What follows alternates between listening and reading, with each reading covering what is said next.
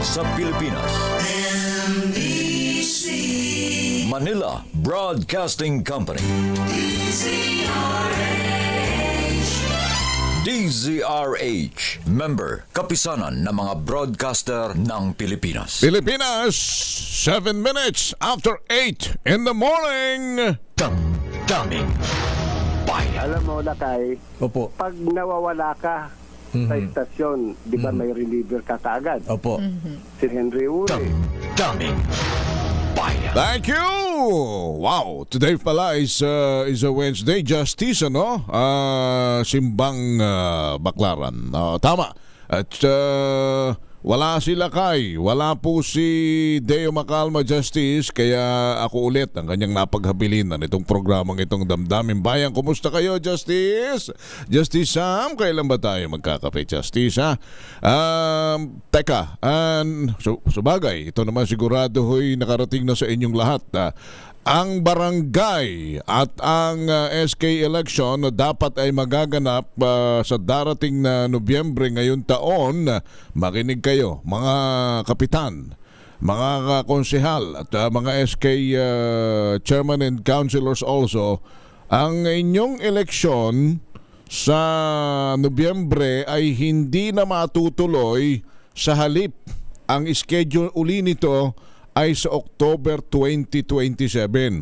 Ito ho ay matapos pagtibayin sa ikatlo at huling pagbasa ng Senado ang panukalang pahabain sa 4 na taon ang termino ng barangay at saka SK executives. In other words, hindi matutuloy ang eleksyon sa November.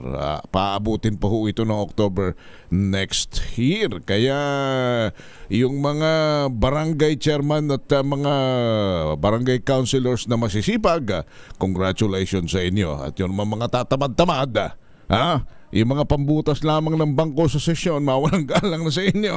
Nako, save by the house kayo. Pero ano bang dahilan? Bakit pinospon nga ito? Maliban doon sa, kaya kailangan pahabain ng termino. May epekto ba ito sa may apektado ba tayo nung mangyayaring halalan sa Mayo? May budget bang pinag-uusapan? Google na naman tayo, ikatatapos lamang tayo ng May elections. Alamin siguro natin, Luisa, andyan na ba? Walang ibang pwede hong makausap natin tungkol dito kundi ang chairperson ng Committee on Economic Affairs at Committee on Electoral Reforms ng Senado mismo. Si Senator Amy Marcos. I think she's online via Zoom. Senator Amy, magandang umaga po sa inyo. Si Henry Uri po, Yes, magandang umaga, Henry, at sa lahat ng mga nakikinig. Pasensya yung boses ko. Ako na nauna sa pagkakaroon ng mga flu, yung pinagbabawal. Nako! Talaga naman. Pero kahit galang boses, talagang kagabi na pagbutuhan na namin sa Senado na ipaliban na lamang ang eleksyon. Pagkat eleksyon na lamang ng eleksyon, kung maalala ninyo, last year nag-eleksyon na tayo noong October, kauupo lang nitong mga barangay officials, halos wala pang 2 taon. Eto naman, mga kampanya na naman, pambihira talaga. Kaya't ipapaliban na muna ito, sana, dahil eto nga, wala pa silang performance, wala pa silang nagagawa at andyan, gastos na naman. Sabi nga ng DBM, ipaliban na yan. Pagkat yung mga economic managers natin, ang laki-laki ng gastos, 18 billion sa susunod na taon, ayan na naman, hindi na nga susunod na taon, 2025 na pala tayo, no? Another 20 billion. Apakalaki naman itong mga halaga na ito na paulit-ulit. Halos every year tayo nag-e-eleksyon ng barangay, hindi naman tama yun. Kaya eto nga, wala ng performance, malaki pa ang gastos, at mismo yung COMELEC umaangal. Pagkat sabi ng COMELEC, eto tayo, ang 2025 magiging super election year. Baka sa sobrang dami ng trabaho, dahil yung kauna-unahang BARM election, ayan, talaga naman inakabahan tayo dyan. Pagkat talagang ang alitan dyan matindi. Pagkatapos may national and local election, mga senador, kami tatakbo, mga lokal. Pagkatapos noon, andyan na naman, hindi naman automated, kundi naman manual. Kaya katakot-takot na trabaho, baka magkabulilyaso. Kaya may pangamba rin ang COMELEC. Higit sa lahat, ako kasi nag-umpisa sa barangay. Nung panahon ko, nung kabataang barangay, baka narinig natin na yan, kasi ating henerasyon yan. Ngayon, SK na yan. Abay, ibang-iba na ngayon ang barangay kesa sa dati. Dati volunteer talaga. Ngayon, ang problema, lahat na lang tinambak namin sa barangay, lahat ng trabaho ng batas sa implementasyon. Health, ayan, yung mga infeksyon, yung panahon ng COVID, yung business, peace and order, anti-drugs, lahat binabagsak natin sa barangay. Kaya napakarami ng trabaho. Wala pang 1 taon, 2 taon, natututo pa, nangangapa pa sa trabaho nila, isang katutak pa yung requirement ngayon ng documentation ng COA, ng DBM. Kaya sa pakiwari ko, kailangan habaan talaga para makatrabaho ang ating mga barangay. Ito nga, isang tabi natin ang politika, ang alitan, at unahin muna natin ang trabaho, ang pagkain, ang tulong para sa bawat Pilipino. Yun hong postponement is set to happen on October 2027. Pero after that year, of course, 2028, meron na naman ho tayong halalan uli ng Panguluhan. Hindi naman ho kaya ito, Senator Amy, ma-postpone na naman sa ibang taon sapagkat next year, October, then May of 2028, we have presidential elections. Precisely, kaya nga Henry, ito nga yung ginagawa natin. Hindi na postpone. Ang ginagawa natin, i-amyenda na natin ang term, ang local government code. Kasi talagang yung 3 taon, palagay ko, 3 taon, wala naman may gusto niyan. Kasi talagang, yung unang taon mo, nangangapa ka pa. Yung 2nd taon, may alam kang konti. Biglang 3 taon, talagang nangangampanya ka na ulit. Ngayon, itong mga nahalal, nung nakalipas na October, talagang wala pa sa 3 taon. Halos wala pa sa 2 taon. So, kinakailangan, habaan na po natin, kung sa bagay, lahat sila tuwan-tuwa kung hahabaan, at least may performance na.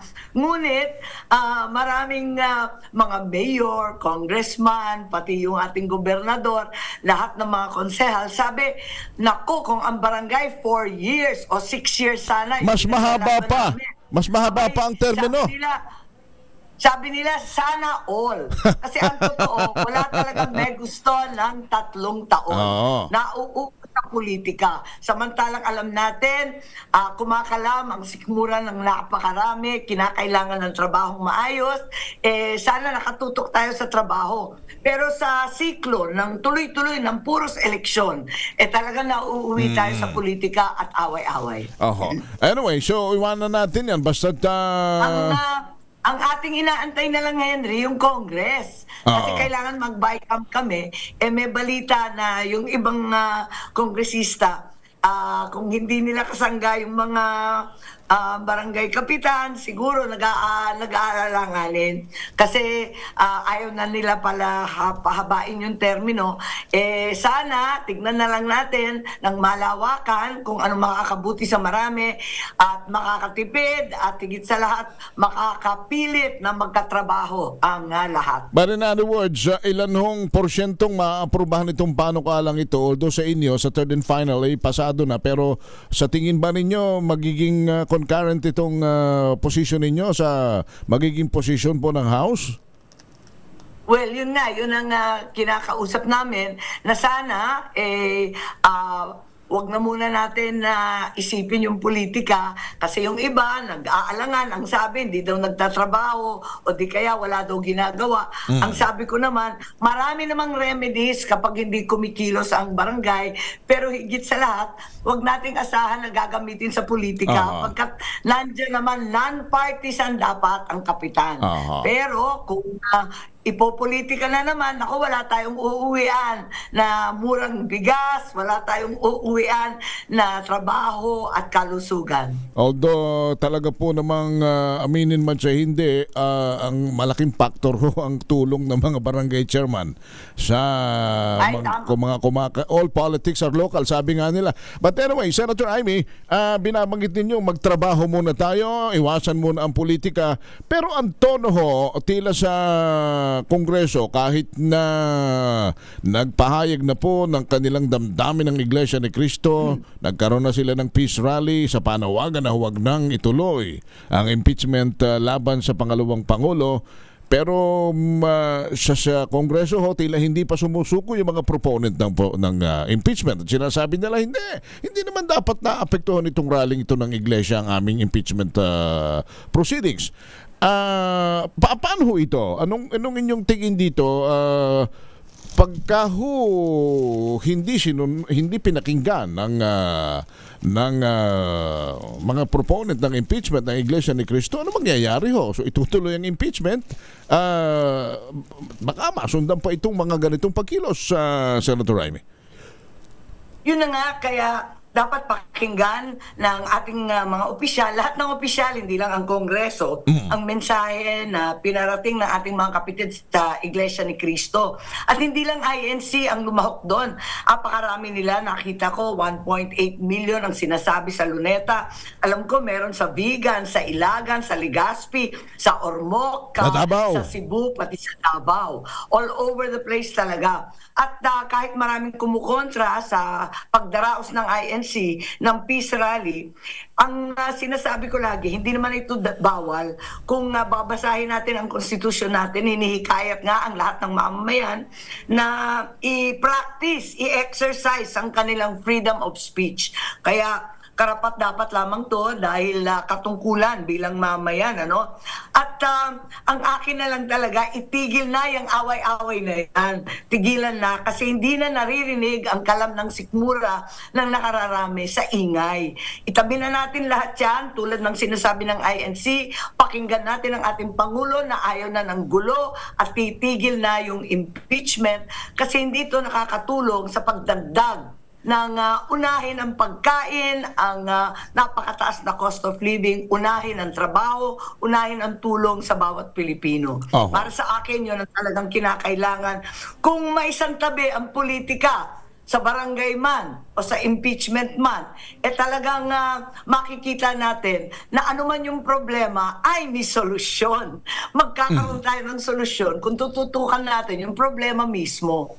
Pero Sen Amy, sa House, si Speaker Romualdez po na inyo pong talaga namang malapit na kamag-anak, ay inyo po bang nakausap na ng masinsinan na pakiusapan at sabihan yung mga nagsusulong ng impeachment complaint na una yan, pakinggan nga ho ang posisyon ng Iglesia ni Cristo at pangalawa ay yung posisyon ninyo na hindi makabubuti rin ito sa paghahanap natin ng solusyon sa malawak at malalimang problema ng kahirapan ng ating mga kababayan. Nag-usap na ba kayo ng masinsinan ng Speaker regarding this matter? Yes, sa palagay ko, ilang beses ko na pinahiwatig yan at mas mahalaga sa akin yung ating Pangulo. Sana naman bigyan ng konting respeto ang ating Pangulo, ang ating Presidente Bongbong, konting paggalang sa sabi niya na talagang hindi makakatulong to pagkat ang dai-dai nating hinaharap na problema mula sa mga OFW sa iba't ibang lugar, sa problema natin sa cost of living, sa pamasahe, sa pagkain, sa bigas, naku, yung mahiwagang bigas. Abay, napakalaing problema natin kung bakit naman tayo nakikipag-away sa isa't isa ay talagang hindi maintindihan. Hindi ko pa nakakausap si Speaker, pero palagay ko alam naman nila yung aming nararamdaman at ilang beses na pinamalas ni Pangulo. Paulit-ulit na po yan. Pero plano rin ninyo siyang kausapin kung talagang hindi hihinto itong impeachment complaint na ito? Parati naman na nag-uusap, palagay ko, ang Congress at yung Senate at ilang beses na sinabi ng ating Pangulo. Ang akin, pahintulutan na lamang ang ang payo ng ating Pangulo, higit sa lahat, ang dumadagundong na pinamalas ng ating mga kapatid sa iglesia na ayaw talaga ng taong bayan ng gulo, ayaw natin ng away. Alright. May binanggit kayo tungkol sa OFW, mga problema ng ating mga manggagawa at mga makabagong bayani. Meron tayong Pinay na napatay sa Slovenia. Nako, ano bang report sa inyo rito? At maaaring kayo'y meron na rin pong karagdagang hindi lang impormasyon, maaaring tulong na maaaring inyong ihatid doon sa pamilya po nitong Pinay na napatay sa Slovenia, Senator Raimi. Yes, eto nga, bago magbagong taon, napakalungkot, kalunos-lunos nga yung balita at pinamala sa atin ng ating minamahal na ambasador. Ang ambasador natin, yung anak ni Presidente GMA, si Luli Bernas. Luli Arroyo Bernas. Nakikipag-coordinate ako kay Marville Factoran pagkat medyo natagalan ang pagsabi sa atin kung sino ang namatay dahil hindi ma-identify kaagad sa Slovenia at kinakailangan mauwi sa lalong madaling panahon. Mabuti naman ang record ng Slovenia dito sa mga human rights at sa pang-aabuso sa kababaihan at kabataan. Kaya't nagulat talaga tayong lahat kung bakit nangyari ito. At sana sa lalong madaling panahon ay maiuwi na sa nanay niya at dito sa kanyang pamilya sa Pilipinas. At inaasahan natin to sa weekend o di kaya sa susunod na linggo ay maiuwi na. Talagang justice para kay Marville. Kawawa naman. Ngayon na umuusbong naman yung issue ng maling mga labi na inuwi mula sa Kuwait. Doon sa namatay na OFW si Jenny Alvarado. Ang inuwi pala yung kanyang co-worker na Nepali naman. Kasi nagkaroon ng ano bang tawag doon, yung suffocation. 3 silang nabiktima. Napagpalit yung labi ng Nepali sa Pilipina. Pambihirang buhay ito. Napakamalas naman. Kawawa naman. Kaya sana sa lalong madaling panahon, maiwasto yan.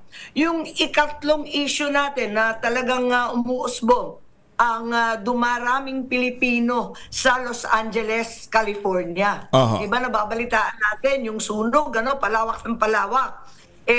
Sa panahon ngayon, mahigit 200 na Pilipino sa LA ang apektado ng wildfire, nasa iba't ibang evacuation center na wala ng tirahan. Kailangan na tulungan natin na talagang makahanap ng tirahan. Maswerte naman yung ibang Pilipino kahit papano may kamag-anak. Pero ang masaklap dito, wala palang insurance yung marami. Nako. At hindi makapagtatayo ng bagong bahay. At pati yung tinitirikan ng bahay nila ngayon, dati, hindi na mabalikan ngayon kasi ang sabi nga, masyadong peligroso na. Kaya ito yung malalaking problema natin sa LA.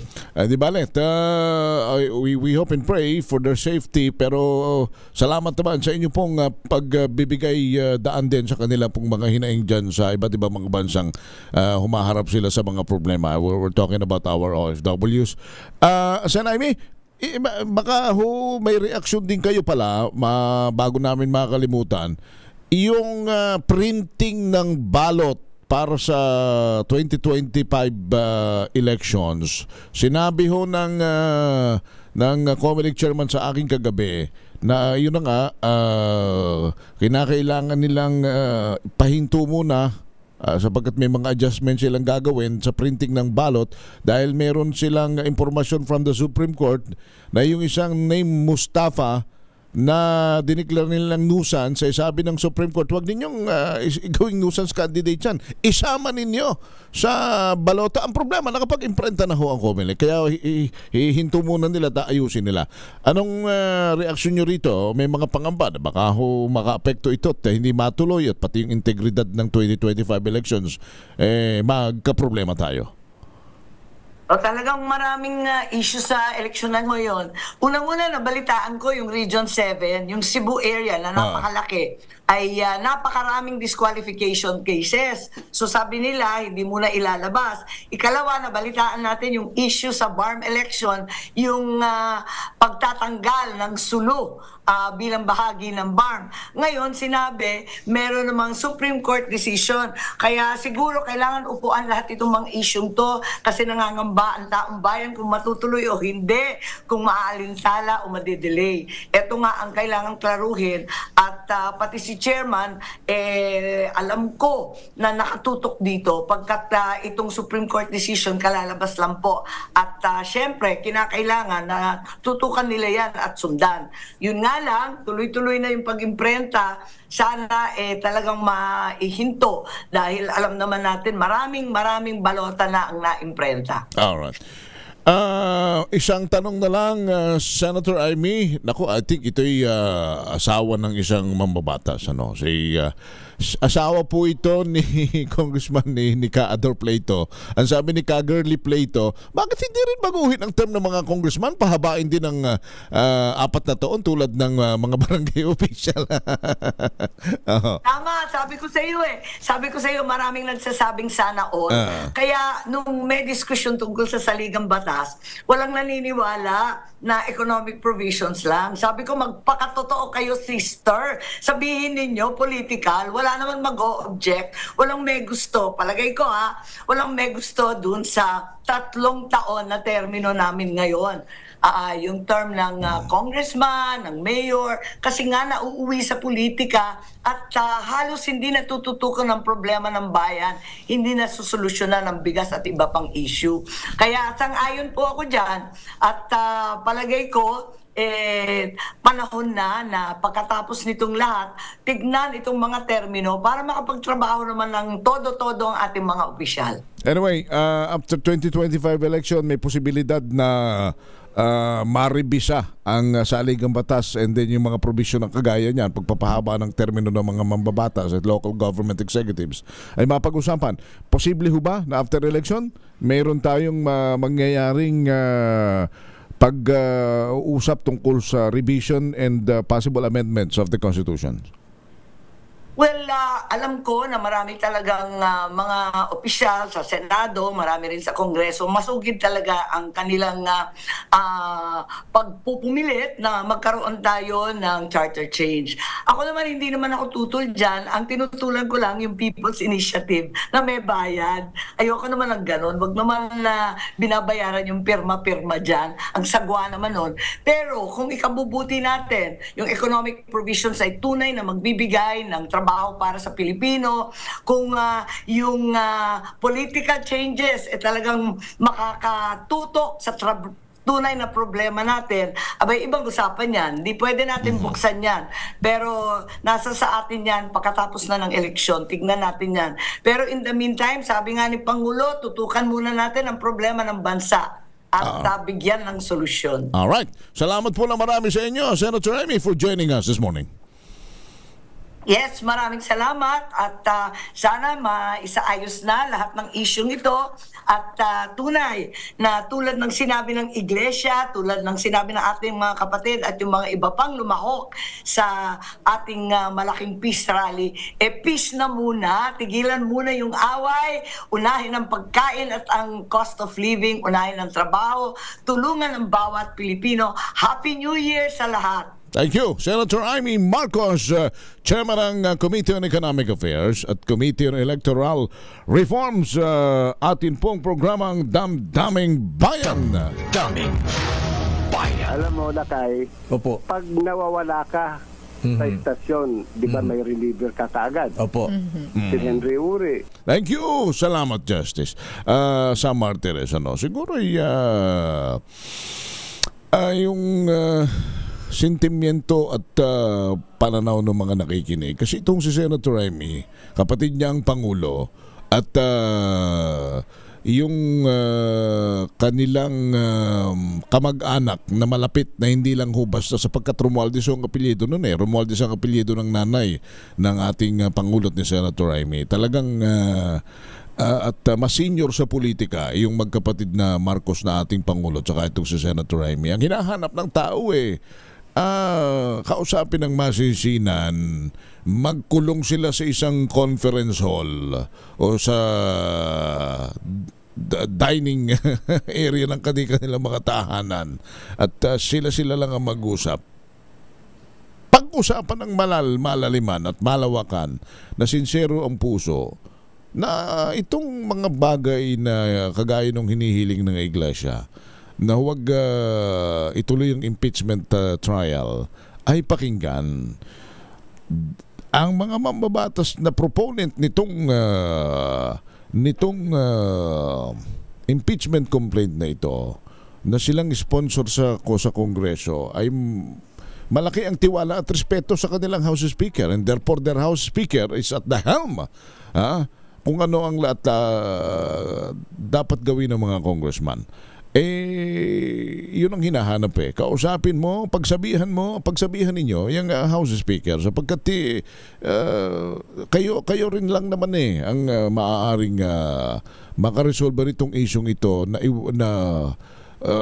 iwasan na muna at huwag ninyong gatungan ang init ng politika sa bansa sa pamamagitan niyang inyong kilos laban, of course, sa Vice President at sa mga Duterte.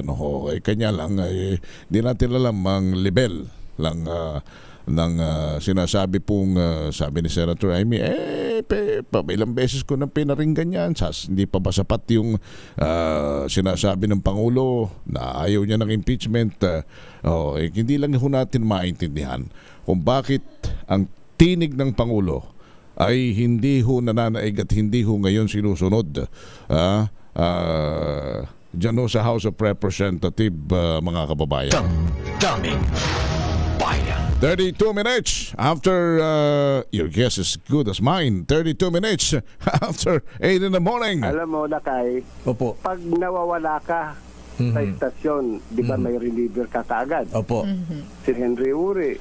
Thank you, Justice Henry Uri here, your man, for Damdamin Bayan until 10 in the morning. Colonel Joel Villanueva, ang kaibigan nating COS dyan sa QCPD.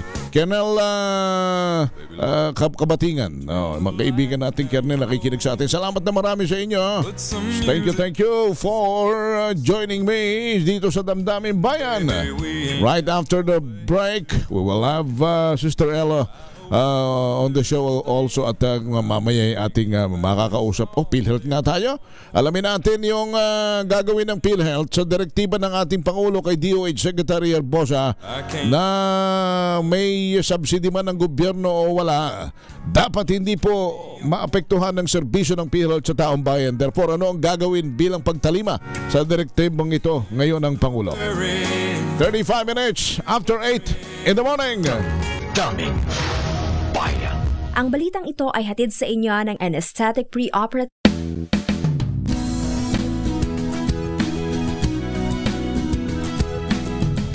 Magbago man ang panahon, doon kami sa gawang Peerless. Champion, mula sa baretang pangmatagalan, purong powder. Hanggang sa mapulang liquid detergent. Kaya sa labahan, Champion! Tapat na walang katapat. Umabay ang lahat, kasama si Bato. Siya ang magtatanggol, iingatan tayo. Kailangan natin siya, mabait na tao. Walang maaapi pag nandyan si Bato. Itagaan yung sa Bato, talagang ligtas tayo. Iba't ibang sektor natin sa lipunan. Sagot ko kayo, itagaan yung sa Bato. magbago man ang panahon, doon kami sa gawang Peerless. Champion, mula sa baretang pangmatagalan, purong powder. Hanggang sa mapulang liquid detergent. Kaya sa labahan, Champion! Tapat na walang katapat.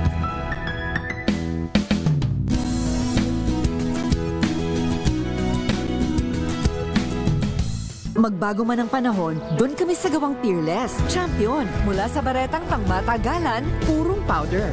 Hanggang sa mapulang liquid detergent. Kaya sa labahan, Champion! Tapat na walang katapat.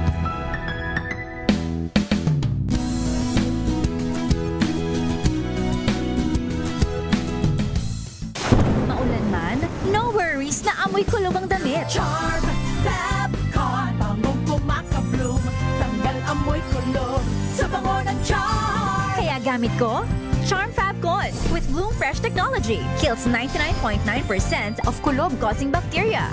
May aroma burst pa of thousands of flowers and berries. Ang sampay sa loob, no amoy kulob. Bangong kumakabloom sa charm. Charm Fabcon.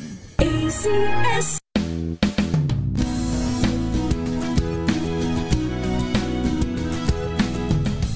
Magbago man ang panahon, doon kami sa gawang Peerless. Champion. Mula sa baretang pangmatagalan, purong powder. Hanggang sa mabulang liquid detergent. Kaya sa labahan, Champion! Tapat na walang katapat.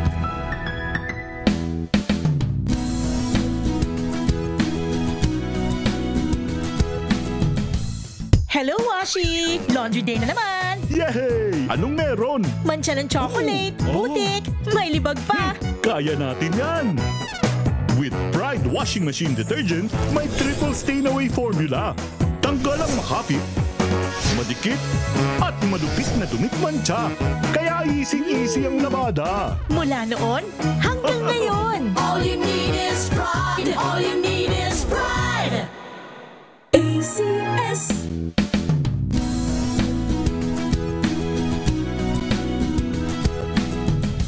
magbago man ang panahon, doon kami sa gawang Peerless. Champion. Mula sa baretang pangmatagalan, purong powder. Hanggang sa mabulang liquid detergent. Kaya sa labahan, Champion! Tapat na walang katapat.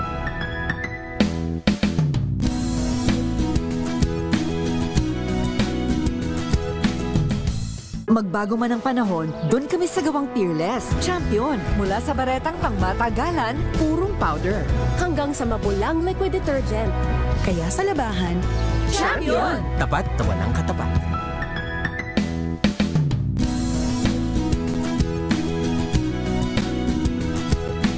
Alamin ang mga maiinit na isyung pambayan, mga balitang kailangan mong malaman, usapin sa pamahalaan, politika, ekonomiya at kabuhayan. Ito ang mga dapat mong malaman, pakialaman at pag-uusapan dahil kayo ang tinig ng mamamayan dito sa Damdaming Bayan.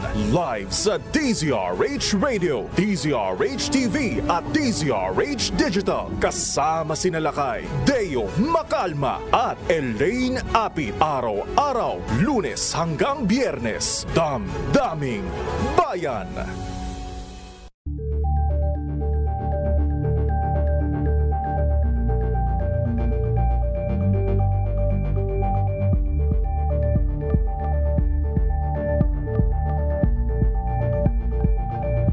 Minsan ba meron sa inyo sa mga grupo ninyo na nakinabang dun sa mga development projects? Listen to the ones who may need the voice. Militarization, unfortunately, is still happening in Mindanao. If reforestation is only to be done by government, hindi natin matatapos ito. Mas pinalawak na talakayan, mas masusing paghihimay sa may init na usapin at mga isyong panlipunan. Imbestigahan niya ako. Set a date. I invoke my right to remain silent. Definitely, hindi po ako spy. Samahan niyo ako tuwing araw ng linggo, alas 12 ng tanghali, para alamin ang bawat katotohanan sa likod ng kontrobersya. Sa nalalapit na eleksyon 2025, ang tanong ng publiko, ano ang plano? Hatid ang usapang preparasyon para sa eleksyon. Abangan sa darating na linggo alas 12 ng tanghali. Samahan niyo kaming bantayan ang mga kaganapan bago ang halalan. DZRH and the Manila Times Town Hall preview of the 2025 elections.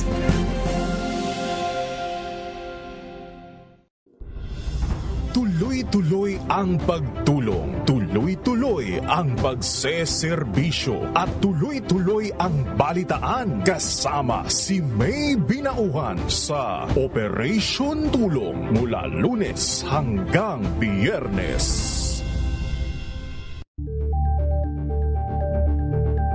Person ng PhilHealth. Daming Bayan. Si ka Henry Uri Huareha. Oy, Sister El. Yes, good morning, Ninong wala ba kayong magiging pagtatambal ni Kuya Ipe, the Epektibo? Philip Salvador, Kuya Ipe. Kung kukunin niyang talent, why na? Kita mo naman, Kuya Ipe, baka naghahanap ka ng leading lady ngayong 2025. Leading lady talaga. Oo, rin naman konting-kaunti lang ang lamang sa kanya pero malapit na kahawig ni Lobby po ang si Lobby po ba? Pero alam mo, Ninong partner, no, nakita ko na yan si Mr. Epektibo. Nung ako ay nandyan sa Bicol, na-meet ko na yan personally. Ano kayang magandang pelikula ang po pwede ninyong pagsamahan? Ayan mo, gusto ko action. Action movie. Mayroon mas maganda yung title na mayroong Epektibo. Kuya Epe, huwag mo kakalimutan itong inaanak ko pagka pinapanood ko yan Batang-bata pa ako nun. Oo naman. Sa lahat ng pelikula niyan, halos lalo na yung pinakapaborito kong pelikula niyan. Anong paborito mong pelikula niya? Yung Talambuhay ni... siguraduhin mong tama yan, Siguraduhin mong tama yan, yung Talambuhay nung pinatay na NPA, naalala mo ba yun? Yung deputy ni Ka Roger. Si Ka Hector Mabilangan. Okay. Yung The Hector Mabilangan story. Parang medyo matagal-tagalan na yan, Ninong, kung mapapanood mo yan, lalo mong hahanga ng Kuya Ipe ko. Kuya Ipe, magandang umaga. Thank you. Kailan ba tayo magguhuntahan sa Ipapawid? Busy itong mamang ito with Senator Bongo. Teka, si Dr. Ispargas ay kausapin natin, tagapagsalita ho ng PhilHealth. May direktiba kahapon na Elaine, yung Sister El, yung ating Pangulo mismo kay Secretary Ted Herbosa ng DOH. Kahit ba walang subsidy, hindi nyo po pwedeng putulin at bawasan ng serbisyo ng PhilHealth. Dr. Ish, magandang umaga po sa inyo, si Henry Uriare at saka si Sister El. Good morning po, Doc. Good morning, Henry and Sister Stella L. Magandang umaga po and Happy New Year. Si Sister L ho ay magpapakinis po ng magpapakinis ng napakakinis ng kutis. Sako pa ba ng PhilHealth yung mga pagpapakinis ng kutis? Hindi yun. hindi na yata Hindi po yung pagpapaganda natin at pagpapatangos ay hindi po natin kasama dahil hindi po siya pagkakasakit. Hindi, pero yung pagpapaganda ng ngipin yata ay yung sa dental po ba, Doc? Diba? Yes po, kasama po yung sa dental, but this is a preventive oral health. For preventive lang. Not for enhancement. Kasama po sa kanya is prophylaxis. Yun. Pero kung extraction, implant, Pero kung enhancement, hindi na yun po pwede. Hindi na Capriccio na yun Capriccio na. Pero ano ho ang direktiba sa inyo ngayon ng Department of Health Secretary after na bigyan naman siya ng direktiba ng ating Pangulo? Ano mga gagawin po ng PhilHealth na ikagugulat ng ating mga kababayan kahit wala hong subsidy ang PhilHealth from the government side? Well, Henry, alam mo naman na bago natapos ang taon ay nagpalabas tayo ng mga polisiya na sa pag-enhance at pag-expand ng ating benepisyo. At nagkaroon na rin ng statement ang ating presidente, Mandy Ledesma, na wala pong magbabago, walang mababawas at patuloy po ang pagbibigay ng ating benepisyo sa lahat ng ating miyembro. At hindi nga lang po yan, patunay po nito ay patuloy din ang pagpapalawak namin at pagpapaganda ng ating mga benepisyo at yan ay attested ng ating mga pinalabas na bagong polisiya. So, actually ngayon pong araw na ito, magkakaroon din ng board meeting na kung saan ang chair po natin of course is the Secretary of Health, si Secretary Herbosa. So, I'm pretty sure i-remind po niya ang mensahe ng ating Pangulo, Bongbong Marcos. At yan naman po ay talagang patuloy namin gagawin. At yan nga po ang ina-assure natin, wala po tayong magiging bawas sa benepisyo. At actually nga ngayon pong January, meron pa rin po tayong mga ilalabas na bagong benepisyo para sa ating mga miyembro. Dr. Ish, kasama na dito sa binabanggit ninyo na magiging dagdag na benepisyo po ng PhilHealth ay itong outpatient emergency services. Actually, na-announce na po natin yan noong December at na-publish po natin yung polisiya noong December 27. So, ang nakalagay po doon sa policy is effective push ng 15 days after publication or maglalabas kami ng mismong advisory kung kailan talaga yung date of implementation. So, nailabas na po natin ang polisiya na yan. Pero, para nyo bang ma-enumerate siguro para na rin sa ating mga kababayang hindi nasubaybayan kung ano ba talaga ang mga pagbabago ng sa PhilHealth, especially after a series of hearing matapos pong magpatawag ang Senate Committee on Health si Senator Bongo sa inyo, may mga pagbabago pong tinupad kayo, sinunod kayo upon the suggestion of the Senator. Ano ho yung mga pagbabagong ito? Can you enumerate na dati wala pero ngayon meron na? Okay. Ito po ay mga nasa plano talaga namin. Una, yung pong pag-increase ng ating benefit packages. Kung matatandaan mo, noong February 2024, nag-increase na tayo ng 30% sa around 9,000 case rate packages natin. Bago natapos ang taon, naglabas tayo ng bagong polisiya na mag-i-increase tayo ng another round of 50% to all this around 9,000 cases. At yan po ay effective na sa lahat ng admission starting January 1. Paano yan? Paano mekanismo niyan? Case rate, iba-ibang kaso, anong mga sakit ang sakop niyan? At magkano ngayon ang cover ng mga sakit na yan inyong babanggitin? Yun pong mga around 9,000 case rates po natin or packages, ito po yung dahilan ng pagkaka-ospital ng ating mga miyembro, either medical or surgical po. Yan po ay nasa listahan natin at around 9,000 po. Noon pong February, in-increase natin siya ng 30%. Ngayon naman po, another round of 50%. Teka, when you say 9,000, around 9,000 packages, yung ano ba yan? Pag 9,000 ang gagastusin mo, may dagdag? Ay, hindi po. Yun pong 9,000, yan po yung listahan ng dahilan ng pagkakasakit. Halimbawa, medical, UTI, gastroenteritis, o kaya naman po ay sa mga surgical ay appendectomy, cholecystectomy, hysterectomy.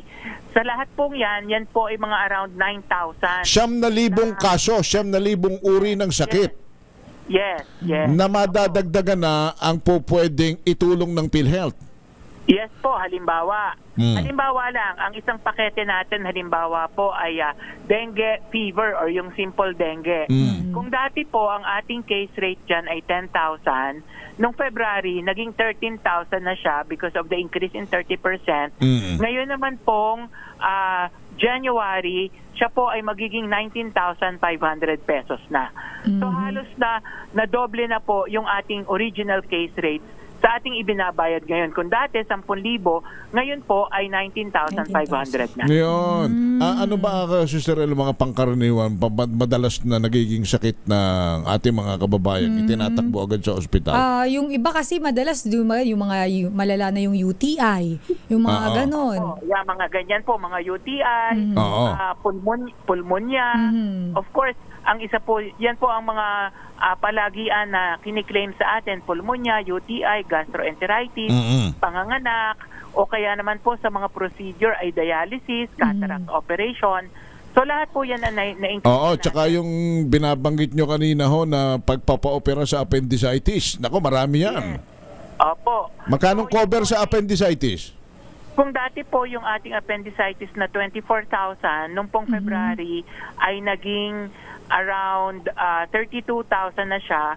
At ngayon po ay kulang-kulang na mahigit na 45,000 na po ang coverage natin sa kanya. Kung ma-opera ka sa appendicitis, Sister El, pwede kang masagot ng PhilHealth up to 45,000 sa babayaran mo sa ospital.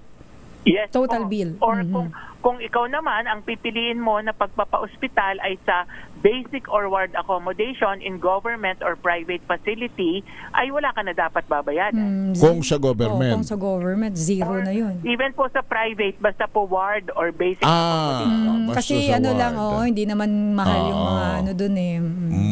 Okay. So, yung pag-increase nyo sa case rate, ano pa ho yung mga pagbabago? Katulad po noon, nagpalabas po din tayo ng bago pong ating benepisyo para po sa heart attack or yung tinatawag na myocardial infarction. Na kung dati po, halimbawa, ang gamutan, yung medical na gamutan, yung pagbibigay ng gamot para matunaw yung baradong vessel ng ating puso. Kung dati po ang benepisyo natin dyan ay 13,000, ngayon po ay umaabot na siya ng 130,000. At kung halimbawa naman po nag-atake kayo at kailangang ma-angioplasty, dati po ang benepisyo natin is 30,000, ngayon po ay 523,000 na. So, ganun po, in-increase na rin po natin siya. Naglabas na rin po tayo yung nabanggit kanina ni Sister Stella na yun pong ating emergency case package. Dati po wala tayong ganyang pakete. So ngayon po meron na. Yung mga pasyente na nadadala sa emergency room na hindi naman kailangang ma-confine, pinauwi rin after 3 hours or less than 24 hours, yan po ay covered na rin natin ng PhilHealth. At nabanggit nyo rin po yung ating oral health care.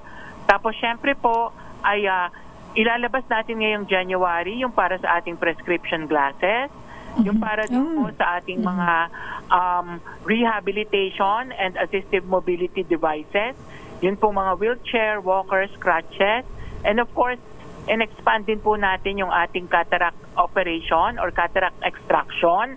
And yun pong ating mga iba pa na naipalabas na po dati, katulad ng increase in benefits sa ating dialysis, kidney transplantation, na dati po ay 600,000, ngayon po ay 800 to 1.6 million na.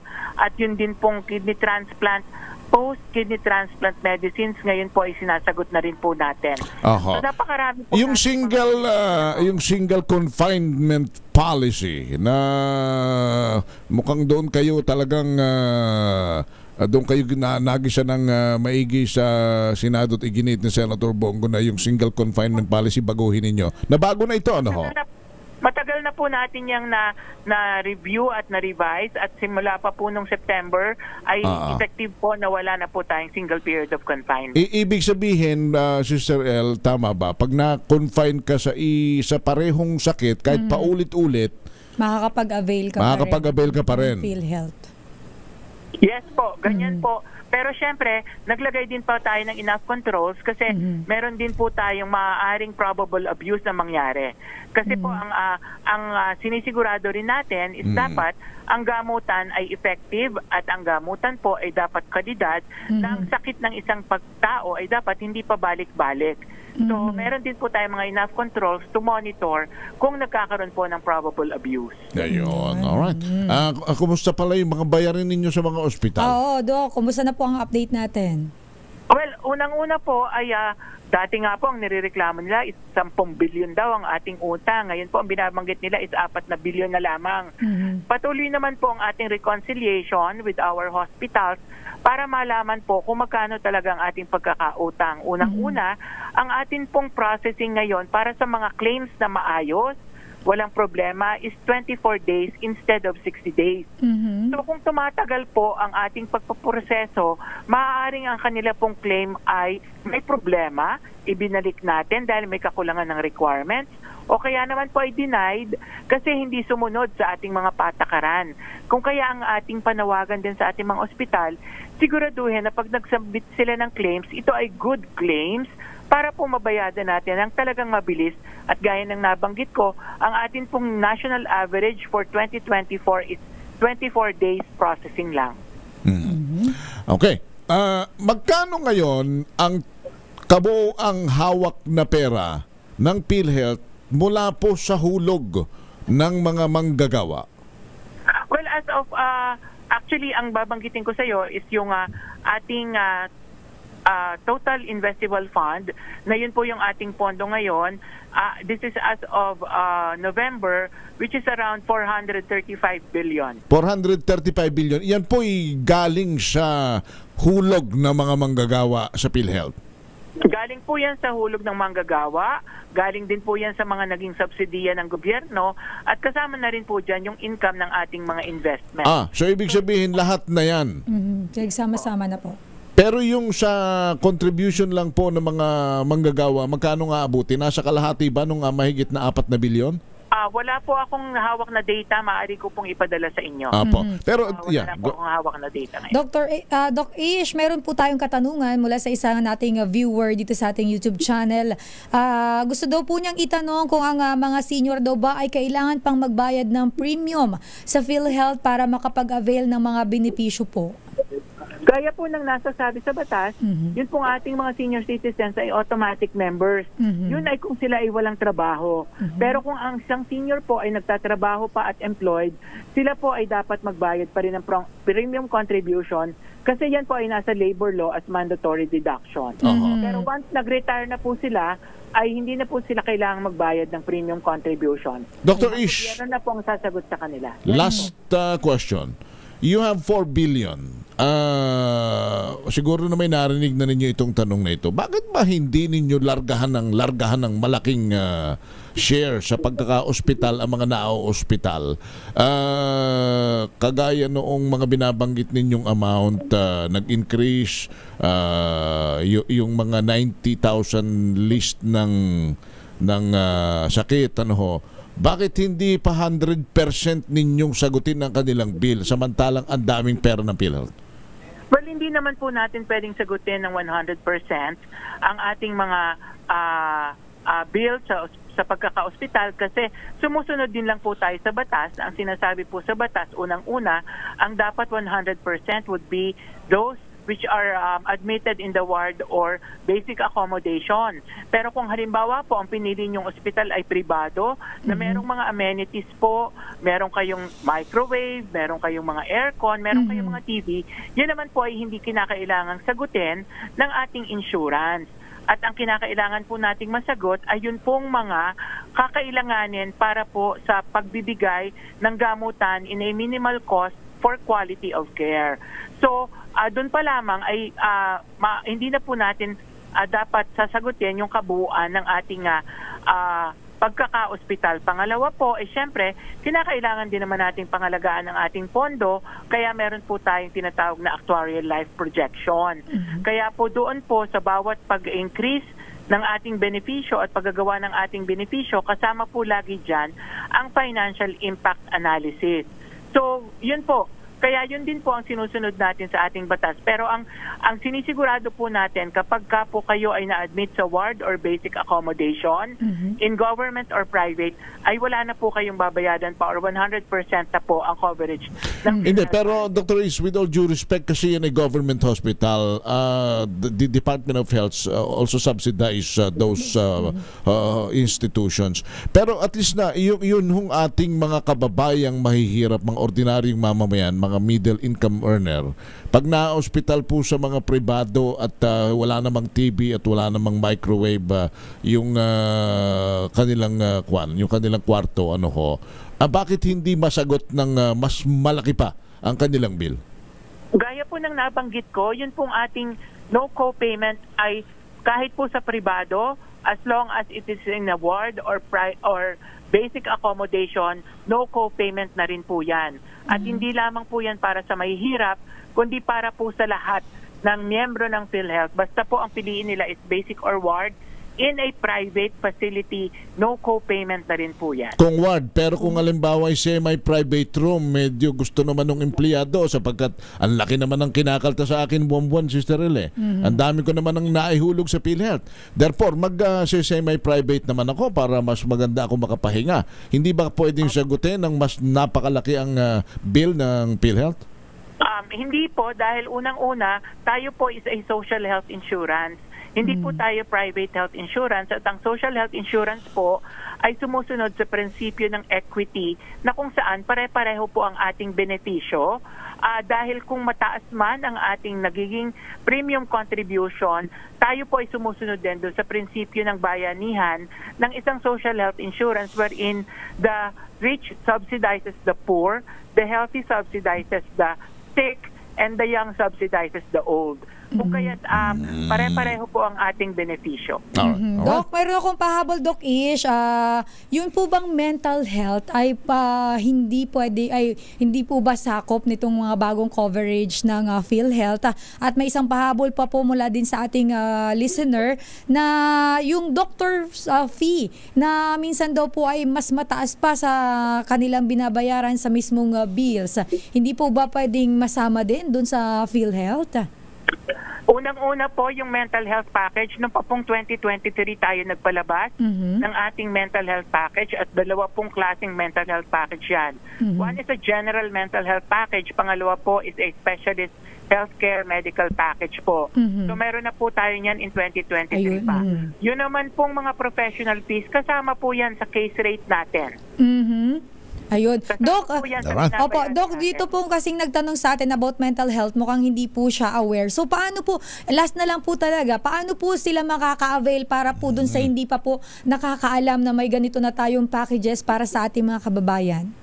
Well, yung pong para sa ating mga benepisyo, kung gusto po nilang mas malaman pa, pwede po silang tumawag sa ating Action Center at 028-6622-588. Pwede po silang mag-email sa actioncenter@philhealth.gov.ph or pwede po silang tumingin sa ating website sa www.philhealth.gov.ph or pwede rin po doon sa eGov app ng ating gobyerno para po mas malaman nila kung ano ang ating mga benepisyo pa, lalo na marami nga po tayong bagong benepisyo at hindi lamang naman po yung bagong mental health package. Alright.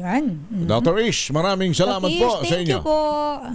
Maraming salamat din po and good morning. Dr. Ish Pargas ang tagapagsalita ng PhilHealth. Yun para the rich subsidizes the poor, the old subsidizes by the young, or the young subsidizes by the old, and the beautiful walang ganon. Wala ba? Walang ganon. Sino bang sinasubsidize mo? Baka naman pwedeng walang ganon, Ninong. Baka pwede naman mag-subsidize ka rin ng kagandahan ni anak. Huwag namang masyadong suluhin. At, mukha baka biglang mabash na naman ako. Ikaw talaga. Sabi ni Kuya Arman Tosino Hi, Kuya Sir Arman. Good morning. Sino bang alam mong sinasubsidize nito? Wala akong ganon. Ikaw naman Sandali lamang ho. At kami babalik ni yung pala. Shoutout ko siya. Nabanggit mo si Sir Arman Tosino, isa pang abogado ang nanonood sa atin ngayon, si Attorney Byong Garing ng Muntinlupa. Wala ba tayo dyan? Ito ay kabrad nila kay yung mga nakikinig sa ating mga General Kernel, magandang umaga po sa inyo. Good morning po. Salamat sa inyo malasakit sa bayan. Thank you. Yun na ho, sabi ho ng PhilHealth, siguro na may buong-buo kong itinanong, yung sinasabi po, pare-pareho nating hinaing laki ng kontribusyon ko, bakit ba pagka ako'y na confine para akong tumitinidor ng sabaw. Sandali lang. Mahirap ang pagtitinidor ng sabaw. Sandali lamang po. Sherwin, stand by. Nasaan ba si Sherwin, Sister El? Siya ay nandyan ngayon sa may Tondo. Akin ang Tondo. Iyo ang Cavite. Bagong taon, bagong lakas promo. Stand by, Sherwin, sa damdaming bayan. Ay hatid sa inyo ng Cardiac Rehab. Ito na ang ating winner sa DZRH Bagong Taon, Bagong Lakas Promo. Ay, anong pangalan ng ating winner, Sherwin? Ang ninong ng bayan, Sherwin Alfaro. Sherwin. Yes, Kuya... Talaga Kuya talaga. Kuya Epe. Henry. Henry. At Sister El. Alam mo naman Kuya Epe. Napakabagsik mo.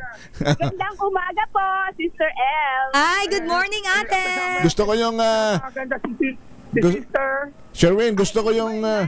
si Sister Arlene. Gusto ko yung bitaw niya ng Sister L May landi sa dila. Yes po, lagi po kami nakasubaybay sa DZRH. Ayun, si Ate Arlene. Ate Arlene, gusto ko yung bitaw mo. 99 Zone 8. Yes po, District 1. Talaga nakatune in palagi sa DZRH. Sherwin. Ano paborito mo na ako sa pag-umaga? Si Deo Macalma. Sila kay Deo. Wala si Deo Henry Uri and syempre si Sister L. Ayan. Diba? Sister L. 250. Thank you po, DZRH. Maharot yung pagkakabanggit niya ng sister. Ang galing-galing ni Ate Arlene. Sherwin. Itanong mo nga kay Ate Arlene, bakit ganun siya bumigkas ng L? May landi sa dila eh. Ganun siya bumigkas ng L. Yun po ang tawag po namin dahil sobrang ganda po ni Ma'am. Thank you, Ate Arlene. Pero yung L niya parang may parang may gelatin sa dulo eh. Parang may laman. Parang may hagod eh. Sister L. Talagang ito, vitamin E. Ayun, ang pa-vitamin E nila kay. Para kay Sister A. Opo, Sister A. Kasama po namin ang aming chairman. Ayun, si Chairman. Nako! Aba naman, Chairman. Teka, Chairman. Dapat dito tayo mamasko. Diyan ka mamasko. Chairman, umabot na ba yung good news kay Chairman? Oo po siya hanggang 2027. Chairman, hanggang 2027 daw kayo. Ang balita po ngayon, yun nga po, hanggang 2027 po ang talagang ko po. Ay ano ho ba? Kayo ba'y masaya o malungkot? Okay, so bakit malungkot? Masaya malungkot po. Bakit po? Ang katunayan po, masaya po. Kasi po yung maipapakita po namin kung gaano po ang kakayanan ng isang barangay na lumawak pa. Maipapakita namin sa mga tao kung hanggang kakayanan na serbisyo namin sa Barangay 99. Ayun! Sige. Kay Chairman tayo! Pag tumayo ang testigo, kay Susan tayo! Iba yun! Ikaw talaga, Ninong ha? Iba yun? Sige, nakala ko. Sa DZRH tayo! Bigay ko muna yung grocery. Sister A, Sister A. Maraming salamat po, DCRA. Una sa Pilipinas, Aba naman talaga. Thank you. Thank you. Talaga. Nakikinig talaga. Ang tag lang natin, una sa Pilipinas, una sa Pilipino. Pero kung ano-ano na sinabi. Bakit ba? Bakit ba? Creative siya eh. Ba't naman ako makikialam? Sino ba naman ako? Kanya ba? Ano ka ba? At namimigay ka ba? Nakikipag-away? Ay, hindi. Thank you. Salamat, Sherwin. Tabay na tabay yung tsura mo dyan. Bagay na bagay ka riyan. Diyan ka muna. Sa mga nais manalo ng 1,000 pesos sa akin tumutok sa DZRH bagong taon, bagong lakas from March number 6, Sherwin Bata Alvaro DZRH, una sa Pilipinas, una sa Pilipino. Itong ninong natin maliban sa inaantok na, pero mukhang Gusto ko mukhang nakatagay. gusto ko yung hagod ng Sister L. Talagang may... Tsaka si Sister L. Ayan, Ate Arlene, maraming salamat po sa inyo. May lagkit sa dulo ng dila. Ganon dapat ang banggit, Ninong. Patawagin mo nga ako. Sige nga. Sister, ano? Sister L. Ay, wala yung L. Yung L mo, wala niluma. Wala. Nilampaso ni Ate Arlene. Masyadong wholesome yung pagkakabanggit mo. Ayaw ni Kuya Epi ng masyadong Ayan na naman siya. Kuya Epi! Lulubusin ko na Sabi ng mga nakikinig taasan niya naman magkaibigan kaming matalik. Pero ako babatiin ko rin. Alam mo kung sino ang laging nakikinig dito literal? Sino? Si Kuya Will. Kuya Will. Kung ikaw si Kuya Epe, ako si Kuya Will. Bigyan ng jacket siya, Kuya Epe. Baliktad. Oy, pero alam mo, nabati na natin. Ito babatiin ko, maliban kay Supremo, Supremo Senator Lito Lapid.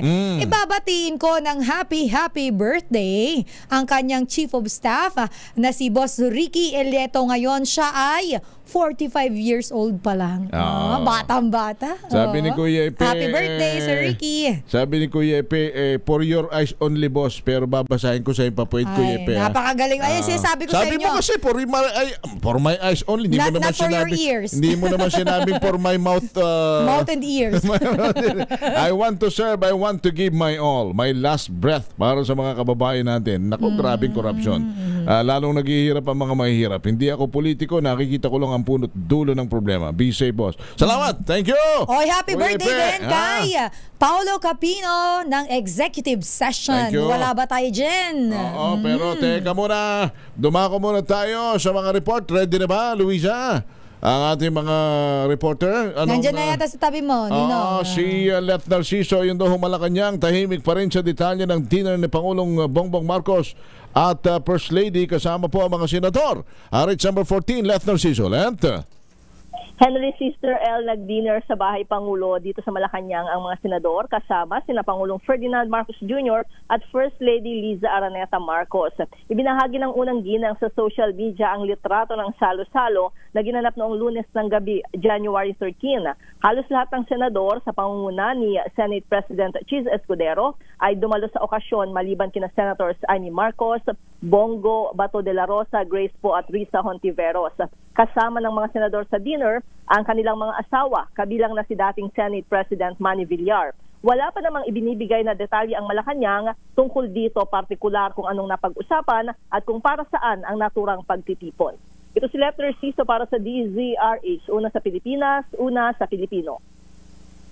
Maraming salamat, RH14, Ms. Let Narciso mula dyan sa Malacanang. Samantala, bilang naman ng mga lumalabag sa election gun ban, nako, mga pasaway tumaas daw po yan. Alamin natin ang buong detalye mula kay RH29, Boy Gonzales, Dumagoso, Versosa, Lacuna. Boy!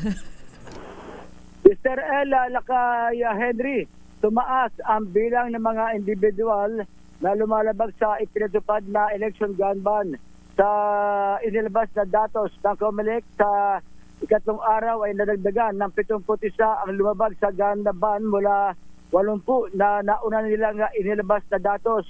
Bago itang ikinadismaya ng COMELEC ang pagtaas ng bilang na lumalabag sa gun ban, kung saan mas lalo naman paigtingin ng pulisya ang mga checkpoint para maaresto ang mga nagdadala ng anumang uri ng armas. Nilinaw naman ang COMELEC na kabilang ang mga replika ng baril sa gun ban sa buong election period para sa midterm election. Ayon kay COMELEC spokesperson Attorney John Rex Laudianco, saklaw ng gun ban at kukumpiskahin sa mga checkpoint ang mga airsoft, airgun, imitation na firearms at mga replika. Nagpaalala ang COMELEC sa mga pulis at sundalo na hindi sila saklaw ng gun ban exemption kung sila ay hindi naka-duty. Ito si Boy Gonzales para sa DZRH, una sa Pilipinas, una sa Pilipino. Thank you, Boy Gonzales. Samantala, yun na hong pulisang gumagamit ng alternatibong recording device sa election checkpoint. Yan ang tinutukan ni Edgel Parosa, RH number 52, dyan sa may Mandaluyong. Edgel. Magandang umaga, Henry at Sister L. Kung walang body camera, cellphone o alternatibong recording device ang gamit ng kapulisan sa pagsasagawa ng election checkpoint ngayong election period. Yan ang diskarte ng ating mga pulis, hindi lamang dito sa border ng San Juan at Mandaluyong, kundi maging sa buong bansa.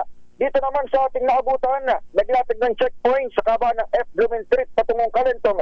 Iniisa-isa talaga nila, Henry. Halos lahat ng sakyang dumadaan para silipin o magsagawa ng visual inspection. Doon naman sa mga motorsiklo, inahihinto sila para sa karaniwang checkpoint at paghanap ng papeles ng mga rider. Sa panahon ng DZRH News, ipinaliwanag ni Police Captain Freddy Artiguero ng San Juan Police Substation 3 ang ilan sa kanilang panuntunan sa pagsusuri ng mga sasakyan. Pakinggan natin siya. Itong body-worn camera is laging naka-on. Pero yung sa cellphone naman, yung alternative camera namin is kung meron lang kami nasisita, may suspicious, may nakita kami, last time, nakabukas talaga siya. Samantala, katabing kalye lamang nitong checkpoint ng COMELEC PNP. Nagsagawa ng clearing operations itong Task Force Disiplina na pamalaang lungsod ng San Juan. Binawag ng mga tauhan ni TFP Chief June Caridad at Team Leader Joel Rosales itong mga illegal na nagte-terminal sa mga jeepney, maging yung mga illegal vendor sa bahagi ng End Domingo. Malapit lamang ito sa palengke ng Agora. Ayon kay Rosales, nagbigay lamang sila ng warning at wala pang kinumpiskang paninda. Wala rin tinikitan sa mga PUJ, pero binigyan din ng TFD o ng Task Force Disiplina na walang permit sa mga nabanggit. Kaya araw-arawin umano ng otoridad ang pagsuyod dito sa pangunahing lansangan kahit hindi patungkol sa election season. Pakinggan natin ang kanyang pahayag. Yung illegal terminal na yun? Wala naman kasi silang permit, bawal silang magsakay ng mga pasahero kasi meron silang barker eh. Eh, bawal yun sa amin. Dahil wala naman silang terminal. Anong biyahe nila, sir? Anong biyahe? San Juan Meralco. Ortigas. Ang tinig ng Task Force Disiplina Team Leader na si Joel Rosales. Ito si Adniel Parrosa, nag-uulat para sa DZRH. Una sa Pilipinas, una sa Pilipino.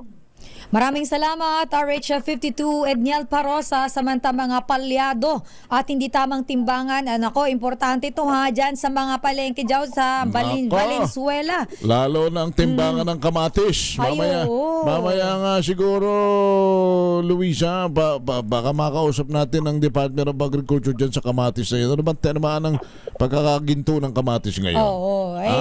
Kaya ngayong iba kapag ka daw ay nagsigang na maraming kamatis, pangmayaman ang sinigang mo. Dati naman yung kamatis pinagbabatuhan lamang. Kung naalala mo, dito sa Central Luzon, may mga nabulok na kamatis dyan. Tapos ngayon, ginto naman. Sa Nagkarlang, sa Liliw, sa Laguna, daming mga magkakamatis dyan. Anong nangyayari na ho sa inyo? Kumusta na kayo? Pero sige, tawagin natin si Edwin Duque. Edwin? At dahil dyan sa mga yan, kinumpis ka naman daw at sinira sa harap ng DTI, yung mga timbangan. Alamin natin ang buong detalye mula kay RH23, Edwin Duque. Edwin. Miss Elaine, Henry, babala ito sa mga mandaraya ng mga timbangan, lalo na sa iba't ibang mga palengke. Dahil sa oras ito ay dandang timbangan sa Taruan at Valenzuela ang sinira at pinadaanan ng bulldozer para hindi na magamit pa ng ilang tiwaling tindera at mga tindero sa palengke. Ipinagutos si Mayor Wes Gatchalian ngayon na sirain tapos kumpiskahin ang ilang mga timbangan. Ayon sa alkalde, bawal ang manloloko sa Valenzuela dahil dapat anyang tapat, pakatarukan at ang kalakalan sa lahat ng pamilya sa lungsod ng Valenzuela. Pag bubultahin ng mula 5,000 hanggang 50,000 sa ilang pagkakamali sa bawat patuloy na pagsuway ng ilan, at kung ito'y lumabas na sa deadline ay maaaring kumpiskahin na rin ang kanilang business permit. Kapag nahuli na walang seal at i-calibrate at timbangan ay dinadala ito sa treasury para i-calibrate bago pwedeng gamitin uli. Ayon sa alkalde, merong inilagay na timbangan ng bayan na inilagay sa mga palengke ng City Hall. At kapag nag-alanganin ang sino man mamimili sa tamang timbang ng mga tindero-tindera ay maaaring ipatimbang sa timbangan ng bayan para malaman kung kulang ang timbang at ito'y gagamitin saka ito irereklamo bago ang pagsira sa mga nakumpiska mga timbangan ngayon mula sa iba't ibang palengke. Muling nag-ikot si Mayor Wes Gatchalian kasamang DTI sa pangunan ni Atty. Regino Malyari, ang direktor ng DTI at ilang pang mga opisyal ng pamahalaan para tignan yung mga timbangan kung patuloy pa rin lumalabag sa batas. Pero kanina ay naging tama na lahat yung mga timbang ng mga palengke dito sa Karuhatan na Valenzuela. Ilan lahat yung mga nakumpiskang palsipikadong timbangan na yan?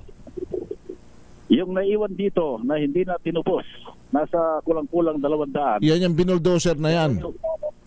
Yung giniba na. Kasi ang paliwanag ni Mayor kanina sa mga digital scale, meron palang pabigat na inilalagay sa ilalim yan. Ano ang gagawin doon? Anong gagawin doon sa mga gumamit niyan? Yan yung pagmumultahin ng malaki.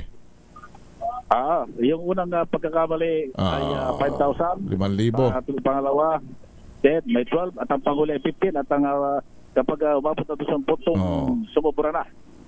Wala na. Ano ang katwiran, Edwin? Ano ang katwiran ng mga gumagamit yan? Ba't naman nila ginagawa yan? Alam mo, sabi ka ni Mayor, masakit man na pakinggan. Yung iba, ginagawa nila yan dahil sa taas ng mga presyo ng mga bilihin para makabawi, dinadaan nila sa yung timbangan na dadaya. Ako. Pagamat pumapantay sila sa presyo sa merkado, yun pala, kulang yung laman ng timbangan na binibili. So, ibig sabihin, dahil mabataas ang presyo, ang angkat nila sa kanilang ibinebenta mahal din. Kaya dapat palabasin nila na kahit ang bigat na nakita ng customer 1 kilo, pero ang totoo lang kulang ng 2-3 guhit yon. Yung 2-3 guhit ibebenta uli nila sa susunod para meron silang dagdag na kita yun. Pero Edwin, iparating mo nga to kay Edwin. May nag-comment dito, i-verify mo din tong information na to. May timbangan ng bayan daw dyan sa may palengke sa Valenzuela, pero nakapadlock. Paano mapapag...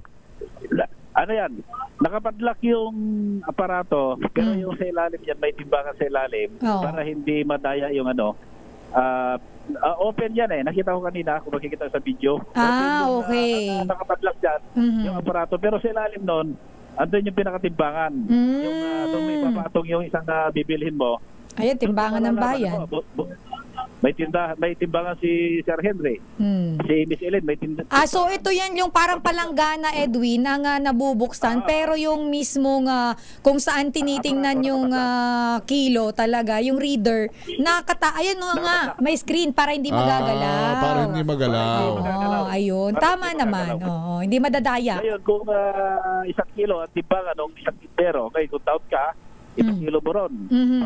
Tandaan mo, anong tindahan nyo ng tinda, hindi mo na agad na ireklamo. Ayun. Sige. Kaya timbangan ng bayan. Alright, thank you. Yan, Henry, wala pa rin dito sa Karuan ng Valenzuela, Alex 23. Henry, ito kinagulat sa DSRH, una sa Pilipinas, una sa Pilipinas. Thank you. Good job ka dyan, Mayor Wes. Magaling yung ginagawa ni Mayor Wes. Sabi ko sa iyo, Mayor Wes, makikinig ka kay Secretary Gatchalian at kay Senator... makikinig sa kapatid. Hindi naman kailangan ng pagsabihan yan. Magaling naman yan. Si magaling yan si Mayor Wes. Thank you, Mayor Wes. Oy, si Tita Sally ng Office of the President ng ating kumpanya ay nakikinig at shout out daw kay Ang Cortez. Makita mo nga naman. Pati si Ang Cortez nanonood na sa atin.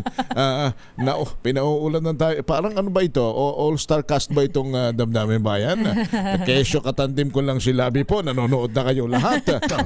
Damdamin Bayan. Pinsang Ambo, Tayag, magandang umaga sa iyo.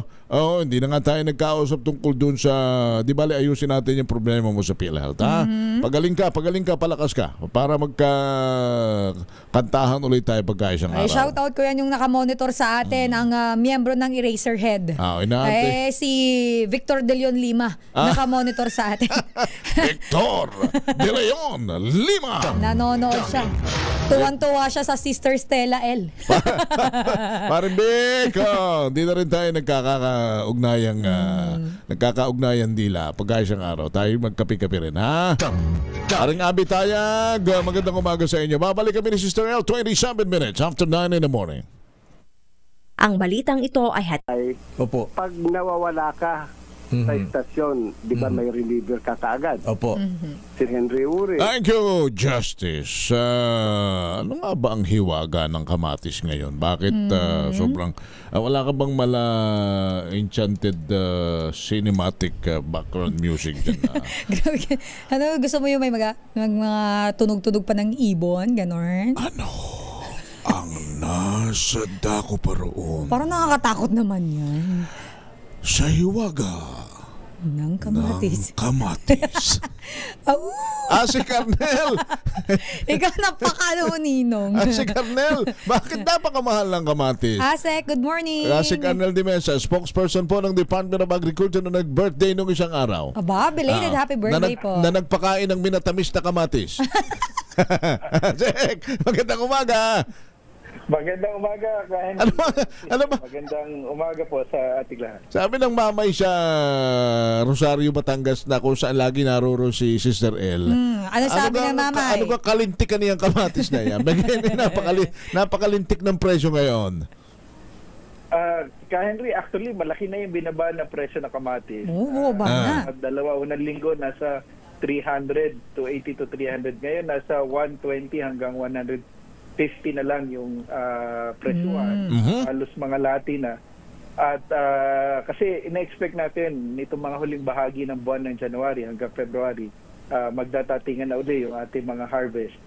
Dapat nga lang, Henry, Sister L, nitong huling bahagi ng 2024, sobrang dami ng bagyo dumaan sa atin na malalakas at mga baha. naapektuhan yung mga traditional na taniman natin ng kamatis at ibang mga... Ayun.